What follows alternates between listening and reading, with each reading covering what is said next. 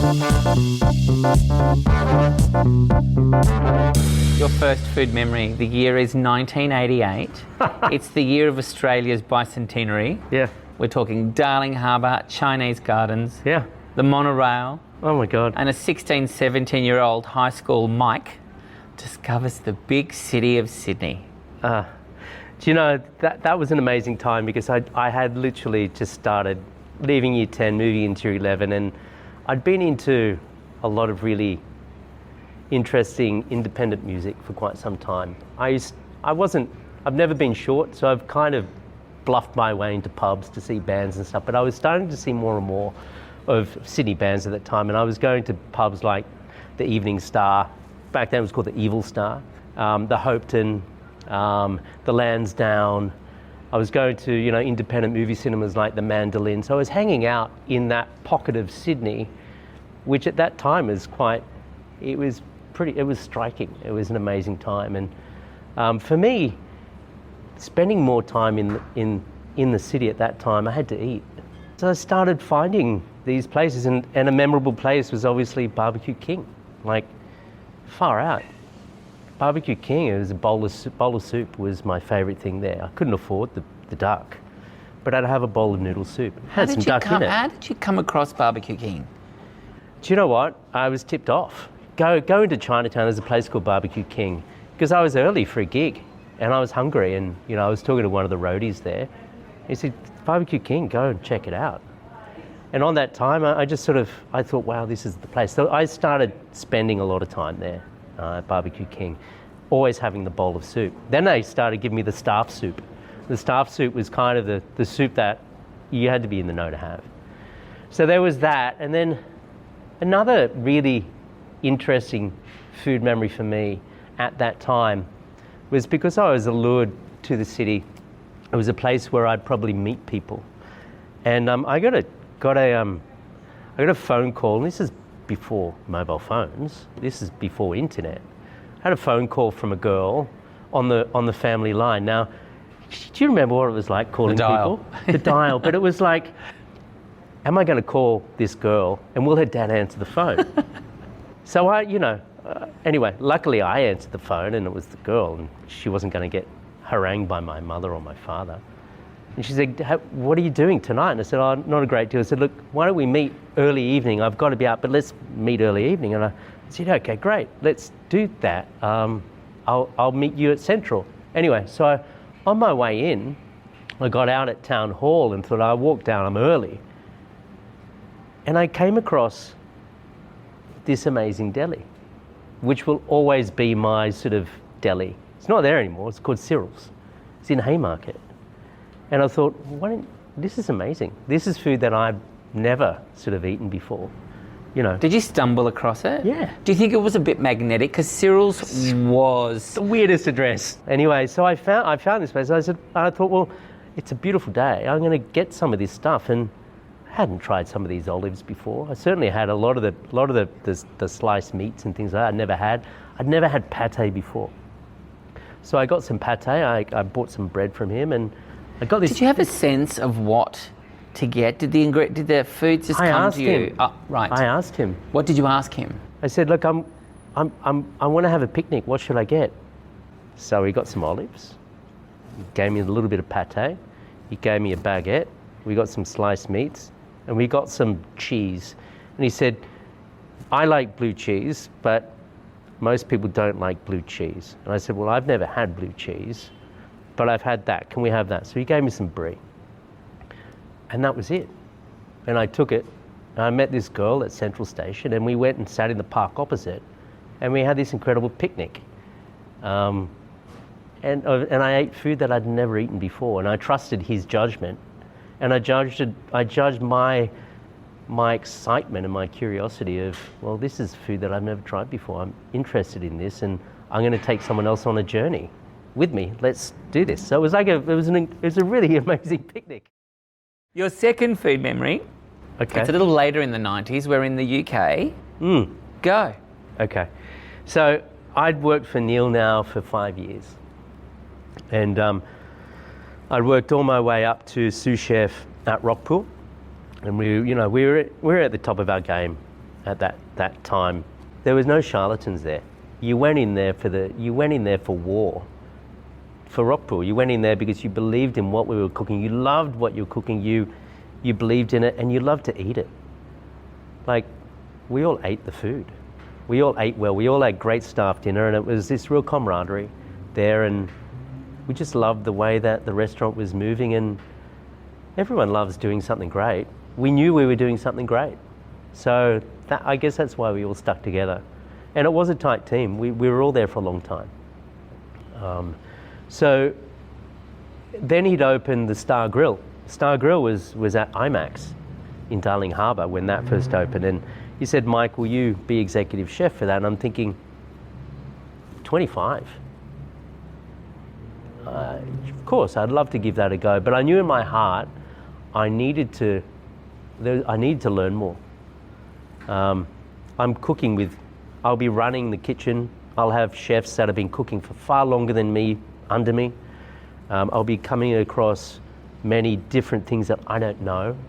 But I'm going to give it a go. And I did, and I loved it.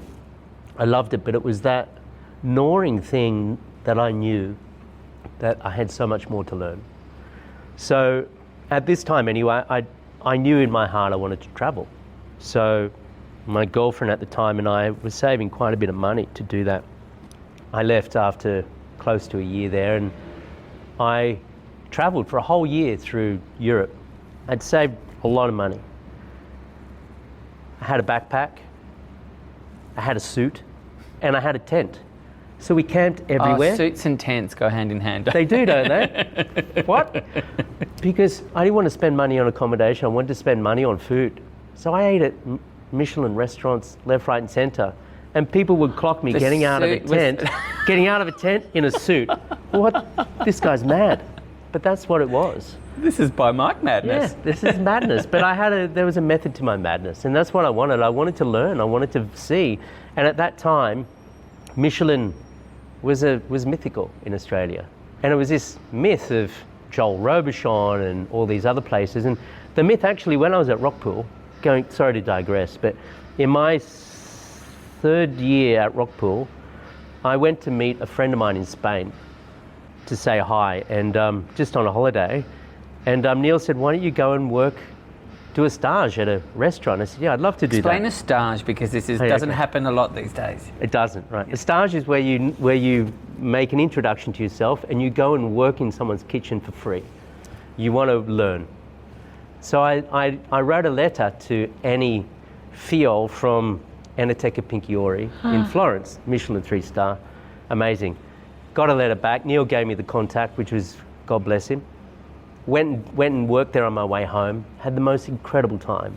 Came back and, like, I was a third year apprentice at this time. Like, I had so much inspiration that I put food on the menu for Neil, with Neil. And one of them is still on his menu today. It's the ghost cheese tortellini. That's you. That was a dish that I did. The tortellini was something that I brought back and developed at Rockpool.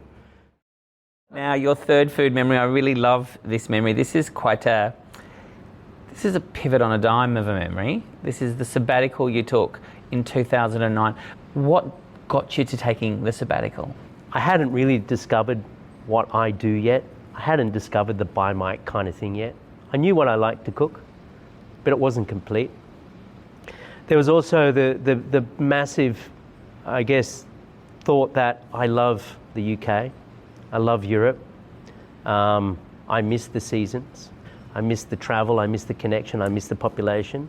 And then there's also the massive thing that my wife is English.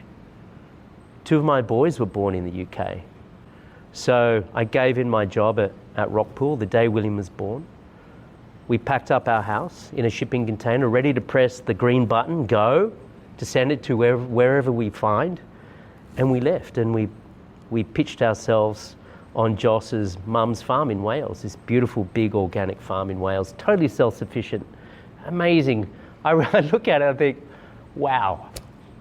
They're all their own livestock. They've got one of the oldest apple orchards in the UK. They've got a beautiful natural stream that all their water is from. They make all their own, they even make their own soap. So we pitched ourselves there, and we loved it. And we sent our kids to the local village school of learning Welsh of all languages. Can you believe that? There were 30 kids in this village school. Yeah, learning Welsh, and that was a great experience. And we would send them to the school, and Joss and I would drive through the British countryside trying to find utopia, trying to find the next place where we wanted to spend the next chapter. And in this time, living on the farm, I knew that I loved baking bread, because on Saturdays when I was living in Sydney, I lived a few doors down from Iggy's Bakery. Not on McPherson Street, but in the first one on Belgrave Street. And we used to use his bread at Rockpool, and I used to go and bake there of a Saturday before I'd do my shift on a Saturday night. So I loved baking. I loved my connection with Igor and Lidmila. And I knew I wanted to bake bread, so I thought, well, I'm going to build a brick oven. So I built this brick oven from scratch. Never built before. I had these beautiful Alan Scott plans, and I built this brick oven. It took me 3 months to make, and you've got to imagine this is Wales, where it rains all the time. It took a long time to build, but I built this brick oven. Then I would fire it up at 2 o'clock in the morning twice a week. I'd hand knead 30 kilos of sourdough, hand shape it, bake it at 6 o'clock, do 3 runs in the oven, and then put it in the back of the car and sell it at school drop-off at the village school. Then we were living off the kitchen garden. There were these 4 beds at the top of the garden. And I said to Sue one day, I said, Sue, why don't we use those beds? Why are they roped off? I can see coriander, and I can see gooseberries, and there's oregano there. And she said, well, because I rent it out to the White Witch in the village. She said, yeah, it's a Hippocratic garden. Of course I know who Hippocrates is. I studied Hippocrates at school very quickly. She said, the person's following the 4 humours of the body is phlegmatic, choleric, sanguine, and melancholic. There's 4 humours of the body. Okay. And then she makes tinctures out of these ingredients for the people in the village. And I'm thinking, wow, this is amazing. I'm seeing it as culinary, she's seeing it as medicinal. Hippocrates, food is thy medicine, medicine is thy food. It's the basis. Now it's making sense to me. And it was this connection that I had with this notion that really changed the way that I thought about food from then. From that second on, it just tipped everything.